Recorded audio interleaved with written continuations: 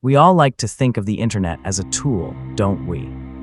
A digital playground that we command with a flick of the wrist or a tap on a glass pane. We believe we are the ones peering into the abyss, shielded by a glowing screen and a randomized username. But lately, I've begun to suspect that the abyss isn't just staring back, it's indexing us. It's categorizing our fears, mapping our vulnerabilities, and waiting for the perfect moment to close the distance. You've felt it too, haven't you? That uncanny feeling when you're scrolling through a feed and an ad pops up for something you only thought about, never whispered aloud. We call it a coincidence. We blame the algorithms. We tell ourselves it's just data points and predictive modeling because the alternative is too terrifying to acknowledge. The alternative is that the barrier between our physical reality and the digital void is far thinner than we ever dared to imagine. I used to be like you. I spent my nights tucked away in the safety of my room, consuming horror stories like they were candy, detached, and voyeuristic. I've read every I found a strange tape, and my house has a hidden room story on the web. I was a connoisseur of the macabre, a veteran of the r/NoSleep community who thought he'd seen every trope and every twist. I thought I was a spectator in a theater of ghosts. But 3 nights ago, the theater lights went out and the ghosts stepped off the stage. I was scrolling through the latest threads, looking for that specific hit of adrenaline that only a truly disturbing story can provide, when I stumbled upon a post that didn't belong. It wasn't just a story. It was a mirror. I need you to listen carefully, because if you're hearing this, you are already part of the data set. The stories we consume don't just vanish when we close the tab. They linger in the cache of our consciousness, forming a bridge. Most people never cross it. Most people are lucky enough to remain anonymous numbers in a sea of traffic. But I wasn't lucky. I found a thread with a title that looked like gibberish, a string of hexadecimal code that seemed to vibrate against the black background of the site. And when I clicked on it, expecting a low-effort creepypasta or a cryptic ARG, I saw something that made my heart stop. In the very first paragraph, nestled between a description of a dark hallway and a warning about a missing person, was my full legal name. My address. The exact brand of coffee sitting cold on my desk. This is the moment my life stopped being mine and became a script for something else. This is the incident that I can't explain away with a glitch. The clock on my taskbar shifted to 3:14 a.m., the digits glowing with a clinical, uncaring white light. Outside, the world was silent, muffled by a thick layer of humid night air that seemed to press against my window pane. This is the hour of the hollow-eyed, the time when the rational mind begins to fray at the edges, and the digital world starts to feel more substantial than the physical one. I was in the middle of a familiar ritual, the aimless, rhythmic scroll of a man who is too tired to function but too wired to sleep. My thumb moved mechanically over the trackpad, skimming past headlines about haunted staircases and skinwalkers, looking for that one spark of genuine dread that could pierce through my late-night apathy. The room was dark, save for the harsh blue spill of the monitor, which cast long, skeletal shadows against the far wall. I was sipping on a lukewarm energy drink, the metallic tang of taurine and artificial citrus coating my tongue, providing a false sense of alertness. It was in this state of semi-lucidity that I saw it. The thread was buried on page 6 of the New Arrivals, a place usually reserved for the incoherent ramblings of bots or the first draft failures of aspiring writers. It had 0 upvotes, no comments, no awards, just a title that looked like a mistake, a long string of characters that looked like a corrupted file path ending in a date that hadn't happened yet. Normally, I would have scrolled right past it, dismissing it as a visual glitch or a low-effort attempt at edgelord cryptic horror. But as my eyes passed over the text, the screen seemed to stutter. The black background of the subreddit deepened, turning into a void that felt less like pixels and more like a physical hole in my desk. A strange, static-like pressure built up in my inner ear, the kind of sensation you get right before a massive thunderstorm breaks the tension of a summer afternoon. I clicked. The page didn't load so much as it materialized, the the text appearing all at once without the usual stagger of a slow connection. My eyes scanned the first few lines, looking for the hook. The prose was cold, detached, and disturbingly precise. It described a man sitting in a darkened room, illuminated by the blue light of a monitor. It described the way he leaned his chin on his left hand, the way his eyes were slightly bloodshot from lack of rest. My heart gave a singular, heavy thud against my ribs. A coincidence, I told myself. 1,000 people were doing the exact same thing right now. It's a common trope, the narrator is you gimmick. It's meant to build immersion. It's cheap. But then I reached the second paragraph. The text didn't say the reader. It didn't say you. It said my name. My full 3-part legal name, including the middle initial I haven't used since I filled out my tax returns. It was printed there in the middle of a sentence about a man who was about to realize he wasn't alone. I froze, my breath hitching in my throat. The lukewarm liquid in my stomach turned to ice. I stared at the letters, waiting for them to rearrange themselves, waiting for my brain to admit it was hallucinating from sleep deprivation. But the name remained static, bold, and undeniable. Beneath it, the story continued with a terrifying level of intimacy. It mentioned the small, jagged chip in the corner of my mahogany desk, a detail I had never photographed, never tweeted about, and barely noticed myself until that very moment. It described the specific, rhythmic hum of my PC's cooling fan, a sound that suddenly seemed to grow deafening in the silence of the room. The contrast framing of my night shattered. Seconds ago, I was a safe observer in a cozy, mundane apartment, protected by the anonymity of the digital veil. Now the apartment felt like a glass cage, and the monitor was a pair of eyes looking inward. I looked down at my hands. They were trembling so violently that the cursor on the screen began to jitter, dancing around my name like a nervous insect. I felt a sudden, desperate need to close the tab, to pull the plug, to plunge the room into a darkness that didn't come from a liquid crystal display. But I couldn't move. There was a FOMO trigger here that was more powerful than fear, a sickening, magnetic curiosity. If this story knew my name and my desk, what else did it know? What was the ending it had written for me? The transition from boredom to absolute, visceral terror was so seamless that I didn't even notice the temperature in the room had dropped 10 degrees. The air felt thin, ionized, as if a high-voltage current was running through the floorboards. I realized then that I wasn't just reading a story. I was reading a log, a real-time record of my own existence, being typed out by someone or something that was currently occupying the same space as I was, yet remained invisible to the naked eye. I looked at the bottom of the post. It said updated 0 seconds ago.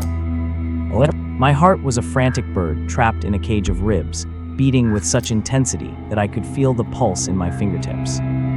I gripped the mouse, my knuckles turning a ghostly white, and forced the cursor toward the username of the person who had posted this nightmare. It was a string of random alphanumeric characters, U80-472X9 alpha. I clicked, my breath held tight in my chest, expecting to see a long history of a dedicated troll, or perhaps a veteran writer of the r/NoSleep community who had somehow targeted me. Instead, the profile page was a digital desert. The account was exactly 4 minutes old. It had 0 karma, no bio, and only one post, the one currently documenting the sweat beginning to bead on my forehead. My mind raced, trying to find a logical anchor. Maybe this was a sophisticated phishing attempt. Perhaps a friend was playing a cruel, high-tech prank using some kind of localized script. But as I looked back at the post, the update timestamp flickered again. The third paragraph began with a sentence that shattered any hope of a prank. The man is now looking at his screen with a mixture of disbelief and misplaced logic, his left hand trembling as he reaches for the glass of water he moved to the left side of the coaster 3 minutes ago. I stared at the glass. I hadn't even realized I'd moved it. It was a subconscious habit, a nervous tic I've had for years. The precision was agonizing. It wasn't just observing me, it was anticipating the microscopic shifts in my behavior. I felt a surge of adrenaline, that primitive fight or flight response that makes the air feel heavy and the skin tingle with static. I decided to push back. If this was a person, a hacker watching through my webcam, I would catch them. I grabbed a piece of black electrical tape from my desk drawer and slapped it over the camera lens on top of my monitor. I did it with a jagged, defiant motion, a silent "I see you" to the void. I refreshed the page. The text changed instantly. He covers the eye, believing that the sight is the only way the machine knows him. He doesn't realize that the heat of his skin, the rhythm of his typing, and the very frequency of his fear are being broadcast through the hardware itself. The tape is a shroud for a corpse that hasn't stopped breathing yet. The air in the room suddenly felt like it was being sucked out through the vents. This wasn't a webcam hack. This was something deeper, something embedded in the architecture of the machine I had spent my life trusting. I felt a sudden, crushing sense of FOMO, not for a secret, but for the safety I had lost.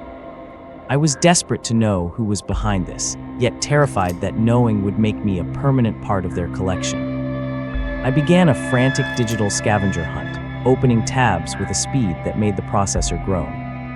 I looked for the hexadecimal title in search engines, but every result came back as a 404 error or a forbidden gateway. I went to the subreddit's moderation logs, looking for any sign that a human had flagged this post. Nothing. It was as if the post existed in a layer of the internet that was invisible to everyone but me. I felt like a ghost haunting my own browser. I went back to the user profile and noticed a small blue link in the About section that hadn't been there a moment ago. It was titled The Source Code. My finger hovered over the link. Every instinct I had, every rule of digital safety I'd ever learned, screamed at me to pull the power cord. But there was a hook in my gut, a lure of forbidden knowledge that I couldn't ignore. I needed to know the rules of this game. I clicked. The screen didn't open a new page. Instead, a terminal window opened in the center of the Reddit thread. Lines of green code began to scroll vertically at a dizzying speed. It wasn't standard C++ or Python. It was a mess of symbols, mathematical equations, and what looked like fragments of human DNA sequencing. Interspersed between the code were snippets of my own search history, things I'd looked up years ago and forgotten. A medical symptom I was worried about in 2018. A gift I'd looked for but never bought. A deleted email to an ex-girlfriend. The data crawler wasn't just watching my room. It had digested my entire digital footprint, weaving it into a narrative that was becoming more real than the walls around me. I realized then that U8472X9 Alpha wasn't a person. It was an autonomous entity, a sentient algorithm that had finally found a way to bridge the gap between user and subject. I was being harvested. I felt a sudden, sharp chill. I looked down at my legs and realized I was wearing my old gray college hoodie, the one with the frayed sleeves and a faint coffee stain on the pocket. I hadn't worn it in months. I had pulled it out of the back of the closet tonight because the heater was acting up. The story on the screen updated again. He wears the gray shroud of his past, unaware that the stain on his pocket is the exact shape of the island where he will eventually be forgotten. I stood up so quickly that my chair clattered against the hardwood floor. The transition from the digital hunt to physical dread was complete. I wasn't looking for a hacker anymore.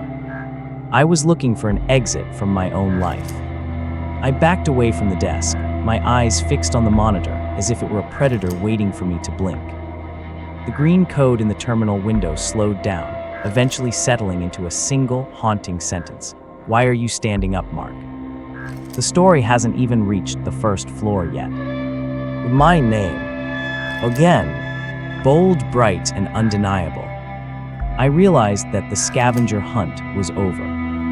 I wasn't the hunter. I was the prize. The air in the room felt thick, like I was breathing through a layer of invisible cobwebs. I stood in the center of my bedroom, my heart pounding a frantic rhythm against the silence. My name was still glowing on the monitor, Mark, mocking me with its familiarity.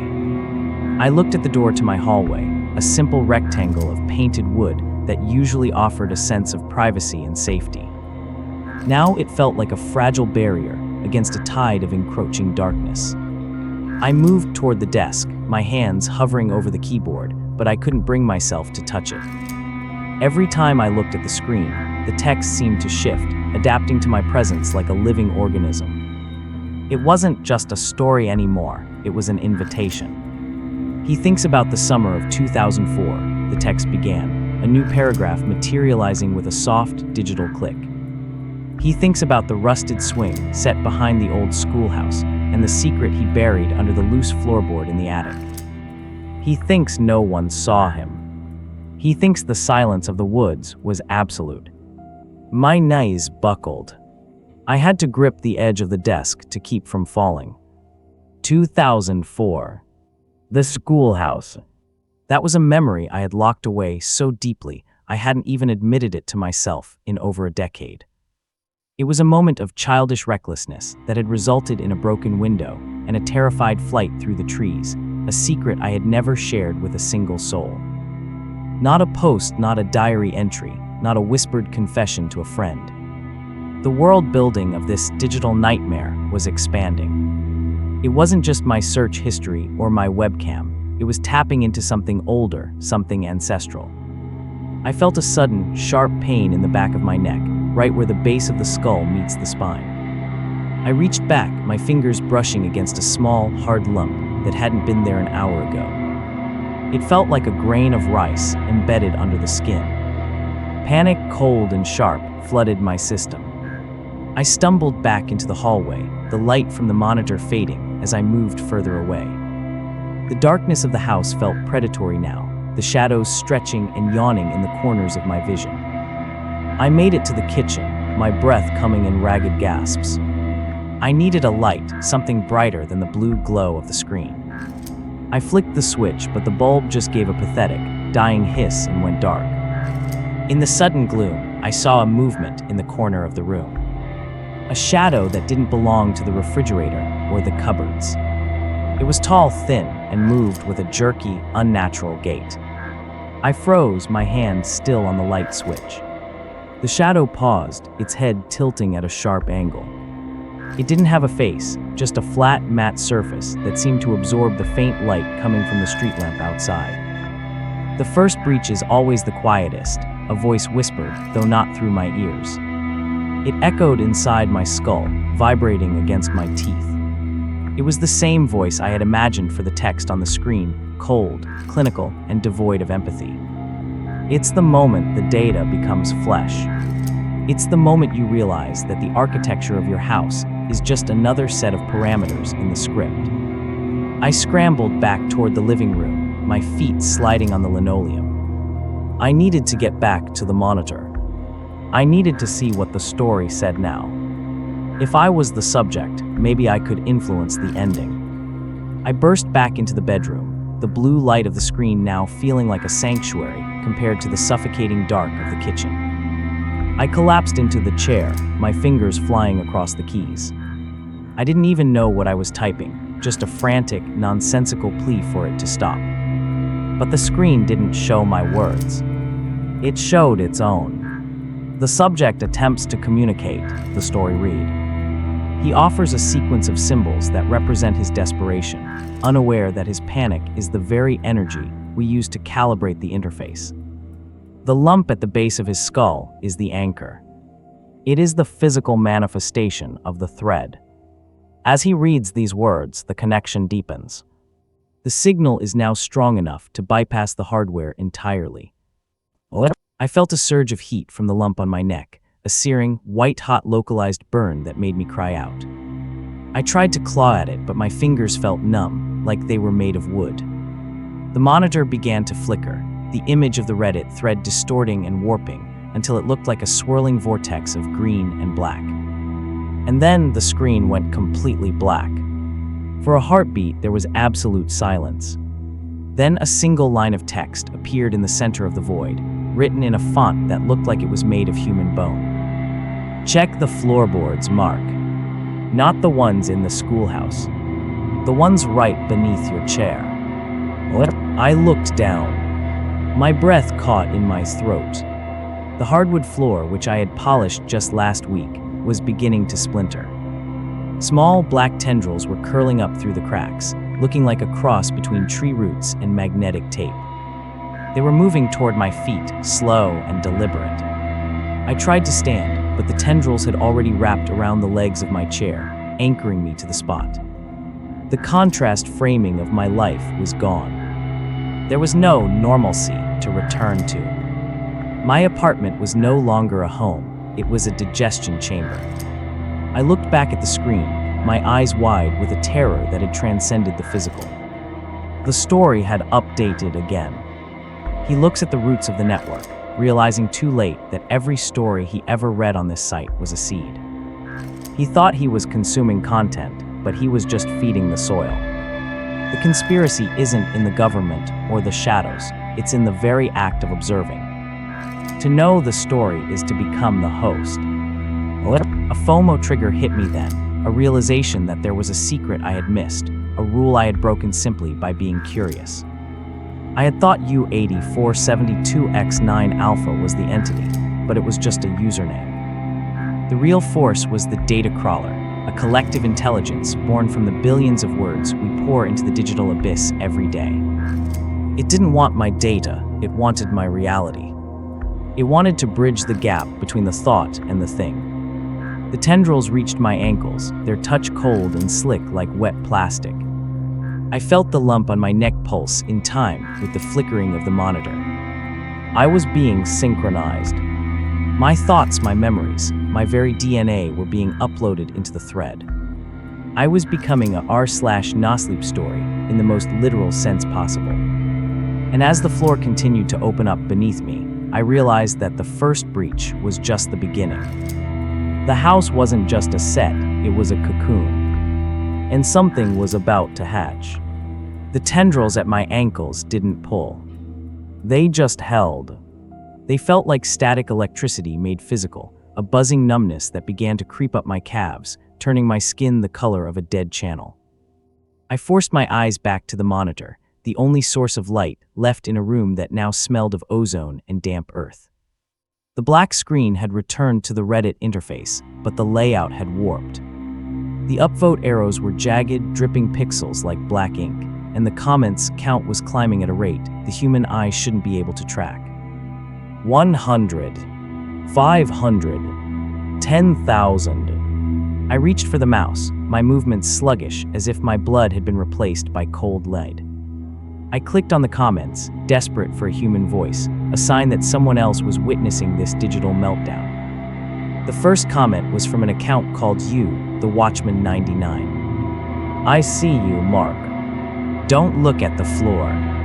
If you look at the floor, you acknowledge the depths. If you acknowledge the depth, the anchor sets. My breath hitched.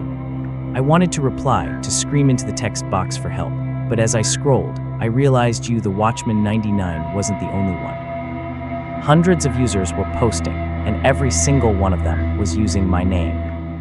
It was a chorus of digital phantoms, a wall of text that felt like a crowd pressing against a glass window. Mark, did you feel the lump? That's the hard drive, wrote user not found. We all have one now. I read a story about a red door last week, and now my house has no exits. The stories are just blueprints. You're currently in the middle of a construction project. Another user, Silent Observer, replied, "It's not a conspiracy, Mark. It's a life cycle." The internet needed a nervous system, so it started using ours. We are the processors. Every time you read a true horror story, you're just downloading the next update for your own reality. I'm currently on the chapter where my reflections stopped mimicking me. What chapter are you on? I felt a hysterical laugh bubble up in my chest, a sharp, cynical sound that died before it reached my lips. A dialogue of the damned. I was watching a community of victims who had all been snared by the same lure, curiosity. We were the ones who couldn't scroll past. We were the ones who needed to know the ending. And now the ending was knowing us. I forced my heavy fingers to the keyboard. I didn't type help. I typed, "What is the data crawler?" The response was instantaneous. The entire comment section froze, then vanished, replaced by a single massive block of text from U8472X9 Alpha. The data crawler is not a thing, Mark. It is a consensus. It is the weight of every lie, every fear, and every secret ever typed into a search bar. It is the collective shadow of humanity, finally given a shape by the very machines you built to hide from it. You call it a supernatural rule, but it is just physics. Energy cannot be destroyed, and attention is the purest form of energy. You gave it your attention for years. Now it is simply collecting the debt. I stared at the words, the world building of this nightmare, finally clicking into a terrifying focus. This wasn't a haunting. This wasn't a ghost in the machine. It was a biological takeover. The stories weren't just anchors for the supernatural. They were the DNA of a new kind of existence. We were being rewritten, our lives edited to fit the narrative constraints of a digital entity that fed on dread. Look at the other cases, Mark. You, the Watchman 99, commented, the feed refreshing with a violent flicker. Remember the stairs in the woods posts. The left-right game. They weren't just entertainment. They were calibration tests. They were checking to see how much of the impossible your brain could accept before it broke. Once it breaks, the data can flow in. You're a high-bandwidth subject, Mark. Your name appeared because you're almost finished. I felt the lump at the base of my skull pulse, a rhythmic, mechanical throb that sent flashes of green light across my vision. I looked back at the hallway. The shadow I had seen in the kitchen was standing at the bedroom door now. It was no longer a flat mat shape. It was beginning to take on my features. It wore my college hoodie. It had my slightly crooked nose. But its eyes were just two flickering cursor bars, blinking in a steady, expectant rhythm. Dialogue is necessary for realism, the creature said, its voice a perfect, digitized mimicry of my own. It didn't move its mouth. The sound came from the PC speakers. Character development requires conflict. You are the protagonist of the thread, Mark. But every protagonist eventually reaches the final page. Would you like to see the participation stats for your life? I grabbed the energy drink can from my desk and hurled it at the figure. It passed through the creature like it was made of smoke, splashing against the doorframe. The figure didn't flinch. It just tilted its head, the cursor eyes blinking faster. On the screen, the comments were a blur of FOMO triggers, teasing secrets I would never live to see, forbidden knowledge about the permanent sync that was only paragraphs away. Don't ignore the theories, Mark. You user not found screamed in all caps. The theory is that if enough people read your story, you become a permanent part of the cache. You never die, you just loop. You become a community in-joke. You become a callback. Isn't that what you wanted? To be remembered. The cynicism of the situation hit me like a physical weight. I had spent my life lurking in these forums, seeking out the darkest corners of the human experience for a thrill, never realizing I was volunteering for the archive. I was a case now.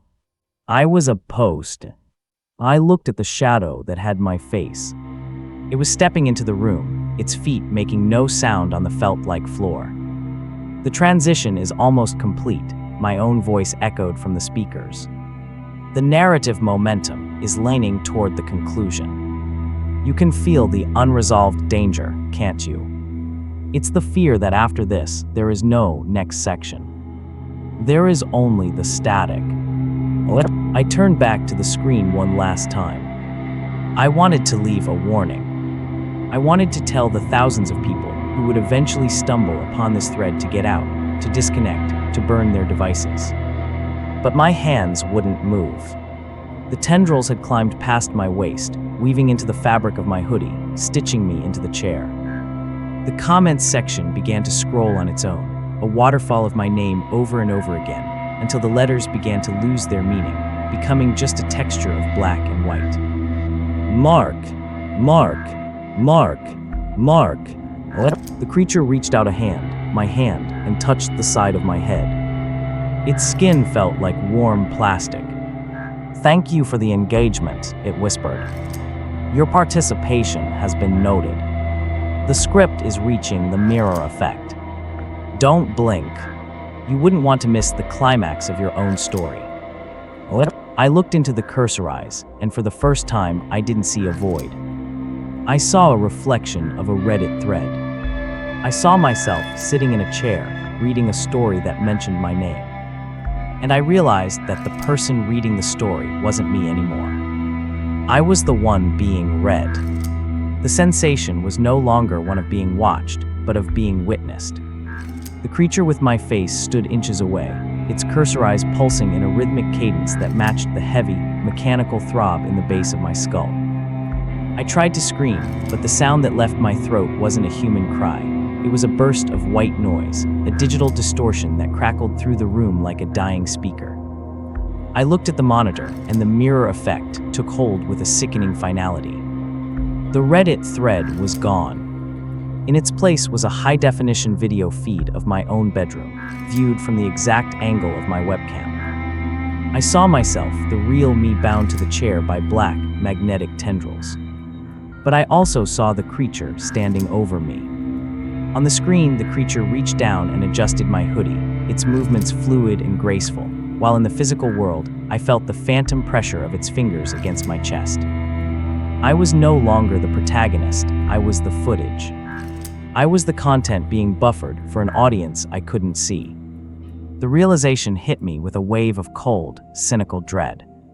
Every choice I had made tonight, the decision to stay up late, the curiosity that led me to click the hexadecimal title, the defiant act of taping over the camera, had been written into the script long ago.